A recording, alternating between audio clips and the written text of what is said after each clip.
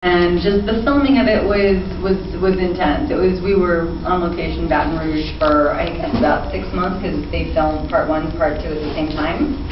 And so just everyone got very, very, close. I called it vampire camp because it felt like everyone was just at summer camp and we were all dressed as different vampires from different covens. So it was a lot of fun.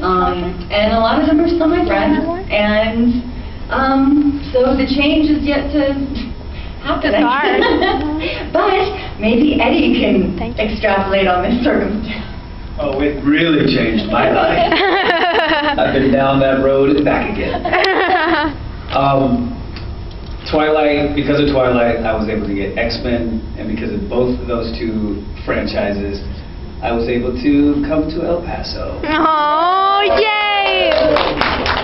So, I mean, it's just, and everything changes all of our lives. So this movie was just the stepping stone to the next stage in my life, and I met a lot of great friends. I'm friends with some of the actors still, and I've got fans now, and people who love that movie and love that franchise, and it's never bad to receive love from people.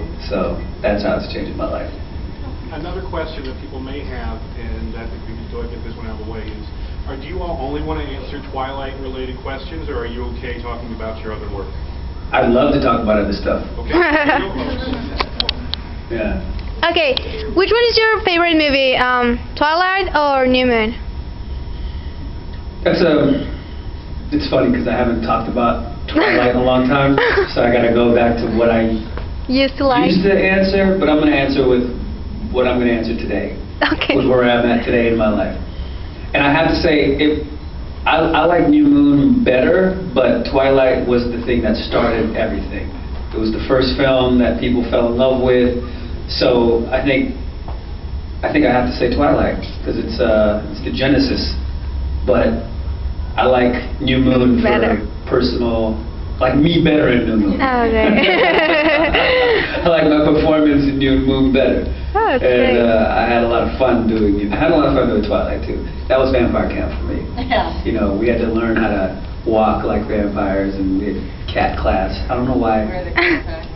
The contacts. Yeah. So, Emily, can you hold the camera? you answered this question. I know you're in Breaking Dawn, but you've seen them all at this point. Which one did you like the most? Well, I'm kind of a fan of New Moon. I like Twilight a lot, but I felt like New Moon, everyone already knew that this was becoming a thing, and I know that it's always wonderful to be able to have an opportunity to come back and work on a character, and kind of you're more in their skin and you feel like you're representing them. So it was cool to see everyone do that. Like you did a great job, and yeah, I love that. And actually, what's really funny is, and I'm curious about this too. I'm even asking a question now. Stephanie Myers, she was on the set every day when we were doing our movie. Was she with you too? Yeah. So she was saying she was kind of like standing off a little bit, and whenever we had a question about our characters, like, okay, why was our relationship with this person? Why is this like this? She would answer it, but she mentioned that she decided not to like go up to people and tell them their stories or be too forthright about it because of an experience with you. I don't know what you're talking about. I really don't. No? What did she say? No, she just said that you had like a history of Laurent that was like maybe not what she had, because none of it was published yet, the backstories or the back relationships at that point. Oh, I don't know. No? I don't remember that. Okay, never mind. I do know that Laurent was described in the book as being olive-toned. So when I got cast as Laurent, a lot of people were upset because they're like, he's not olive-toned. They basically wanted a white person to play Laurent. So then I did this interview on the web where I addressed that issue, and I'm like, there are many different types of olives. And I, for one, love black olives. So, next. You both actors. I want to know know what movie, TV series, play got you to want to be an actor? Ooh, I like that question. Answer it. Oh boy, gosh. Well, I have to, off the top of my head, it's going to sound really cheesy, but when I was a kid, I'm from Manhattan originally, and we lived maybe 5 blocks from the Broadway Theater, and Les Miserables was playing. Yes, and I saw that play probably about 15 times.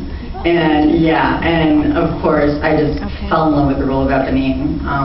At the time, I was much younger than her. Now I am much older than her. But that always became like just the role that I remember watching from the audience and just being so moved by the entire thing and being like, oh my God, how can I do that? One day, just how can I affect people like that just by feeling things? And so I'd have to say that was it. And then I would force my dad to walk with me to the theater, the stage door every night to watch the cast coming out. And I was probably the only like 8-year-old stalker they all had. But anyway, that would be it.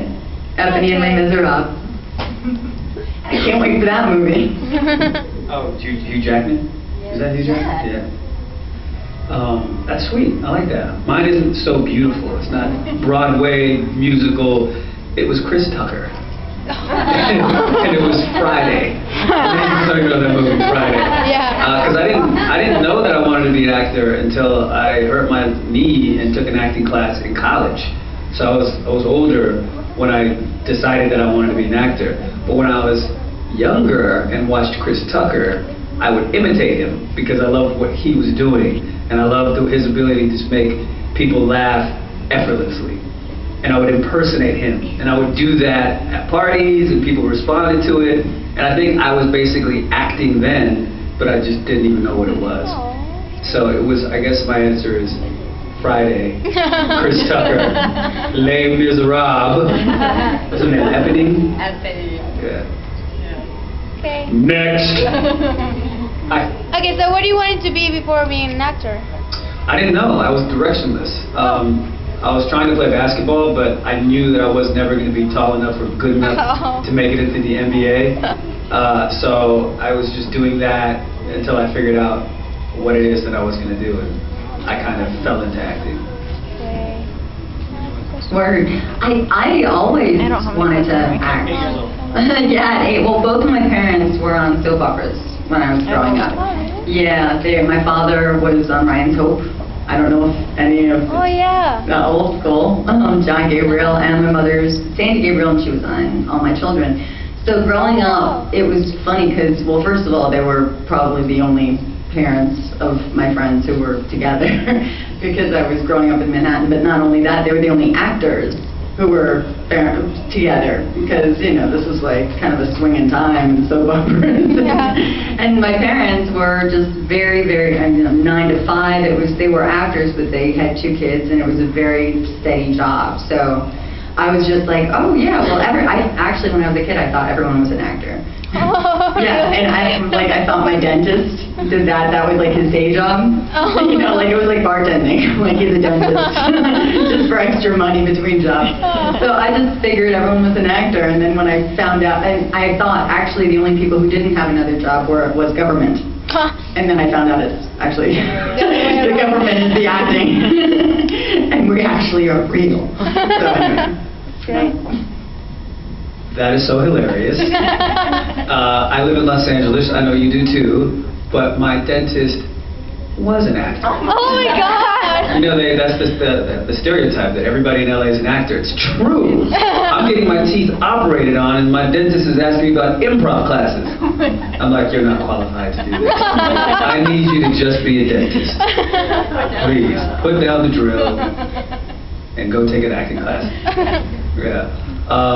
So what was the question? I'm so just thrown off now.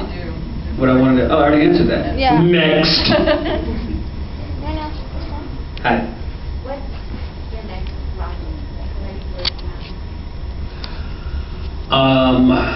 I am working on a TV show for ABC. It's about the Russian mafia. Wow. It's called Red Widow. Wow. That's probably going to come out March of next year. And you'll see me peppered through the season. I'm not in every episode. But I will be on every episode of another TV show on ABC called Family Tools. Wow. And that is a half-hour comedy. I've never done a comedy before. I woke up this year and I was like, I want to make people laugh. Oh, that's great. I want to not be a vampire. So in January, you can tune in on ABC Tuesdays at 8:30 and hopefully laugh. Oh, amazing. Yeah. Well, I'm coming out Breaking Dawn Part 2 in November. That's coming out. Small And independent film. yes, I've heard of it. And then I have a recurring thing coming out in October on Gossip Girl.